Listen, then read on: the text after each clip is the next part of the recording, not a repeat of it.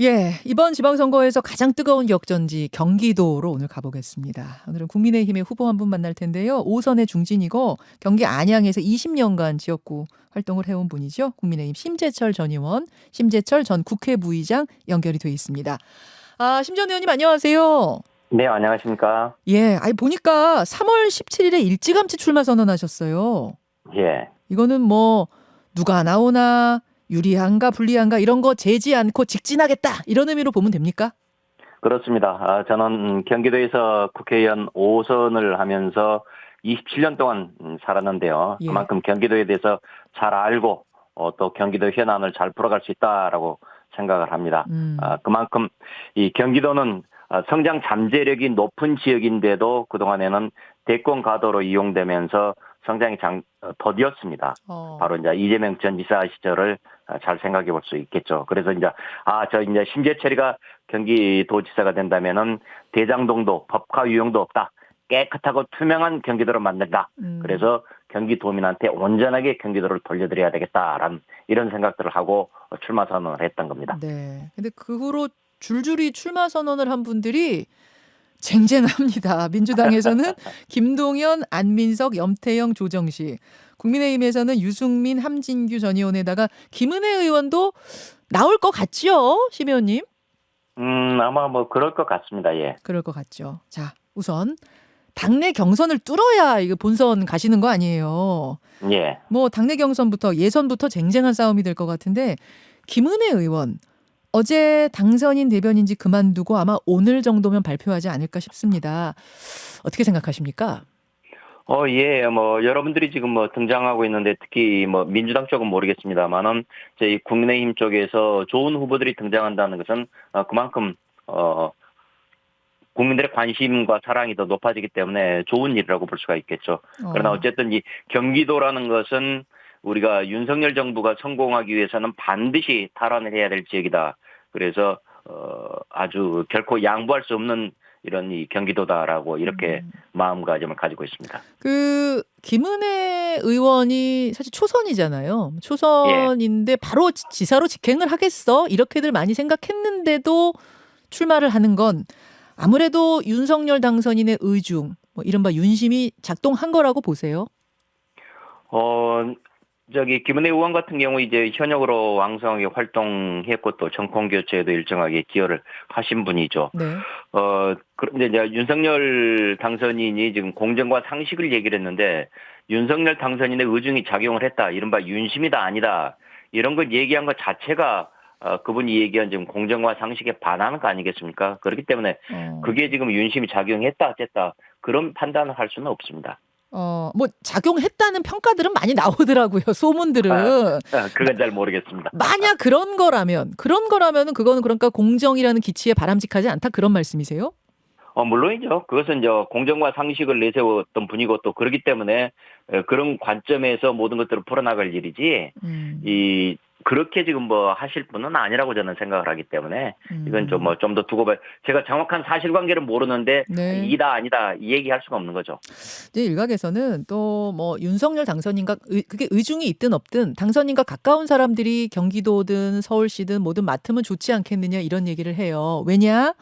원활한 국정 운영을 위해서 특히 여소야대 전국에서 원활하게 뭔가 국정을 해가려면 큰 지자체 장 자리는 좀 가까운 사람들이 맡는 게 좋지 않겠느냐 이런 의견에 대해서 어떻게 생각하세요? 그런 것도 분명히 뭐 가능하죠. 그리고 그런 부분도 있긴 있지만은 네. 친소 관계라는 것보다도 보다 더 중요한 것은 이 능력, 소통, 협치 이런 부분인 것이죠. 어디 뭐 미국에서 바이든 대통령하고 가깝다 친바다, 또 영국에서 엘리자베스 여왕하고 가깝다 해서 친엘이다 아니다. 뭐 이런 얘기 없지 않습니까? 결국은 예. 그 개인의 능력인 것이죠. 친바, 친엘 이거 굉장히 신선하네요. 어느 나라에 친바가 있고 친엘이 있느냐 그게 중요하지 않다. 그걸 떠나서 경쟁해야 된다 그 말씀이세요. 그렇습니다. 예. 또 한 명의 당내 경쟁자는 이제 유승민 전 의원입니다. 유승민 전 의원에 대해서는 심 의원께서 굉장히 강하게 비판하셨더라고요. 배신자이자 예. 우파 분열자? 그렇습니다. 왜 그렇게까지 보십니까? 그분은 2005년 이 박근혜 전 대표 비서실장을 했던 분이에요. 예. 그런 분이 박근혜 전 대통령 탄핵에 앞장섰던 것이죠. 그건 있을 수 없는 일이고요. 정치 도리를 저버린 것이죠. 어. 그리고 이제 그런 부분뿐만 아니라 지금 이 극심한 우파 분열 당시로 인해서 극심한 우파 분열이 지금 남았지 않습니까? 그리고 이제 또 탄핵 이후에는 탈당을 했었죠. 그것은 결국 자기가 먹던 우물물에 침을 뱉고 나간 것이나 다름없는 것이죠. 당시 이제 오염된 당이다. 나는 있을 수 없다라면서 탈당을 했던 건데요.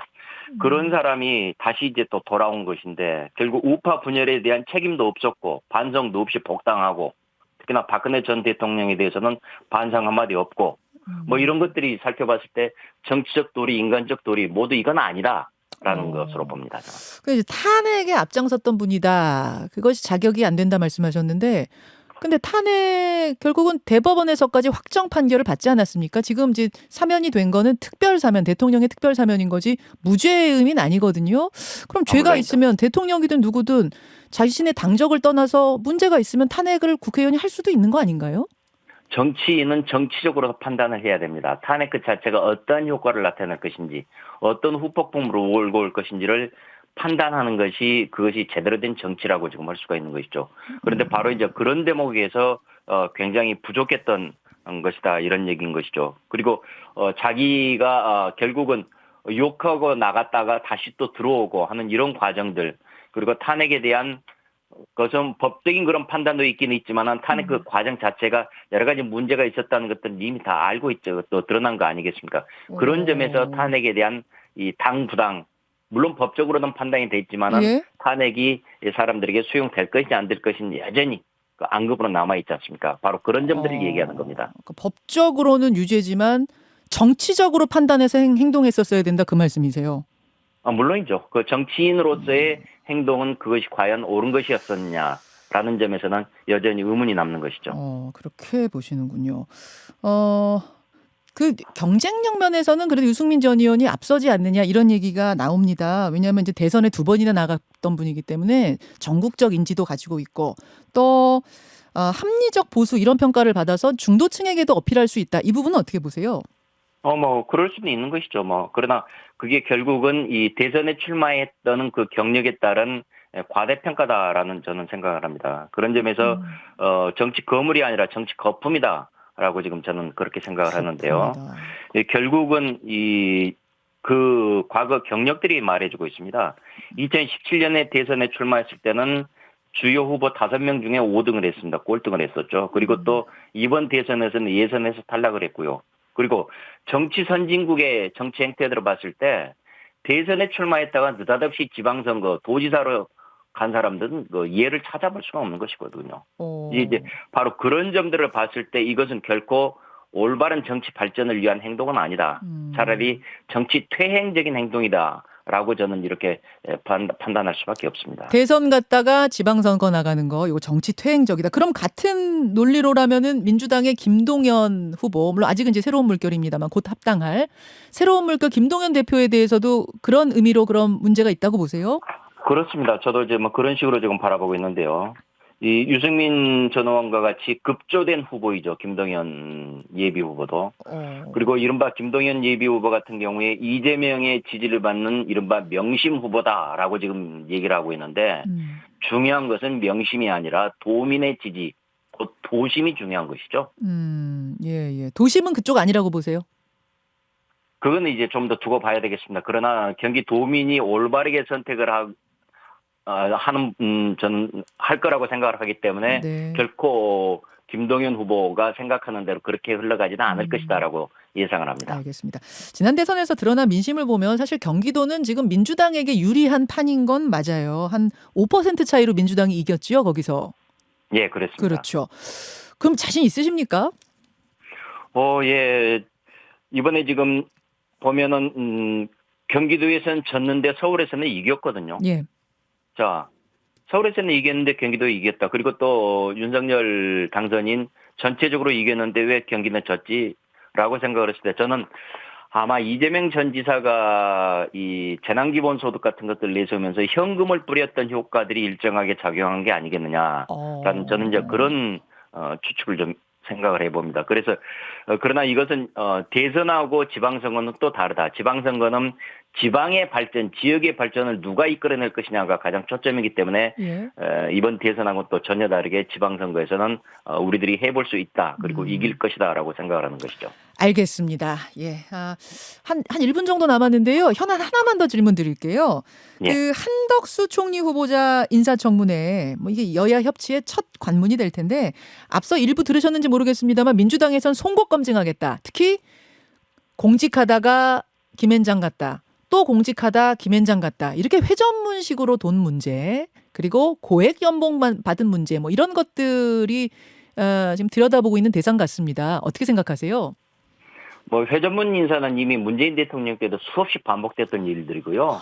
그리고 이제 문제는 그 한덕수 그 내정자가 과연 능력이 있느냐라는 이제 바로 그런 부분일 텐데, 그 부분은 아마 민주화 이후에 여러 정권에서 요직을 거치셨던 만큼 저는 뭐 상당한 좀 능력이 있는 분으로 평가되는 게 아니겠느냐라고 이런 생각은 하고 있습니다. 그러나 어쨌든 예. 국회인준이 헌법 절차인 만큼 겸하게 받아들이고 또 검증을 받아야 할 것입니다. 잘 대처하실 것이라고 저는 일단은 기대해 봅니다. 일단 이제 능력 위주다 그 말씀이시고, 4년 4개월 동안 18억 정도 받았다잖아요. 자문료로. 그건 금액이 어떻게 보세요?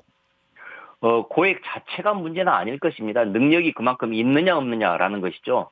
능력이 없는데 그만큼 많이 줬다는 얘기는 잘못 투자했다는 얘기고, 또는 특혜가 있었다는 얘기, 이런 것밖에 안 되지 않습니까? 근데 능력이 있으니까 그만큼 줬다라는 건데, 바로 이제 저는 그분의 그런 능력이 있는지 없는지 이 부분은 저는 잘 모르겠고, 이번 인사청문회 때 바로 이런 부분들이 검증이 되지 않을까 싶습니다. 그 이제 법 쪽에서 보면, 제가 업계를 잘 모르니까 업계에서 볼 때 그 정도 경력자한테 그 정도 연봉이면 과한 건 아니에요?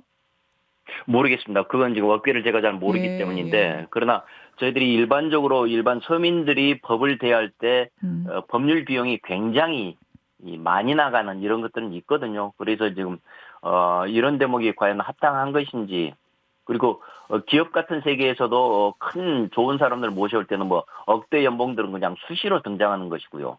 뭐 이런 것이기 때문에 다른 것들과의 형평성 문제도 따져봐야 되기 때문에 하는데, 저는 지금 업계 이쪽을 지금 법 쪽의 이쪽 관행들을 그렇게 뭐 제가 능통하지 않기 때문에 알겠습니다. 잘 모르겠습니다. 알겠습니다. 여기까지 오늘 말씀 듣겠습니다. 경기지사 예비 후보로 나선 국민의힘 심재철 전 의원, 심재철 전 국회 부의장, 오늘 고맙습니다. 네, 감사합니다.